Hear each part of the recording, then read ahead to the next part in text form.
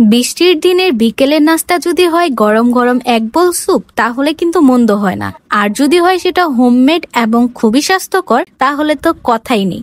তো চলুন আজকে আপনাদের সাথে শেয়ার করি আমার স্টাইলে ম্যাগি স্যুপটা। তো আমি এখানে 3 কাপের মতো পানি দিয়ে নিচ্ছি। আপনারা চাইলে এখানে কম বেশি পানিও ইউজ করতে পারেন। দেন আমি ম্যাগি কর্ন স্যুপটা দিয়ে দিব। বেসিক্যালি আজকে আমি 2টা স্যুপ মিক্সড করে আমি এই স্যুপটা বানাবো আর কি। তো দেওয়ার পরে আমি চুলাটা অন করে দিব।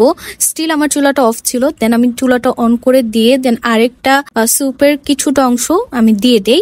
দেন আমি এটাকে কিছুক্ষণ জাল করে নিই। জালটা যখন থিকনেস চলে আসবে তখন আমি অ্যাড করব ডিম।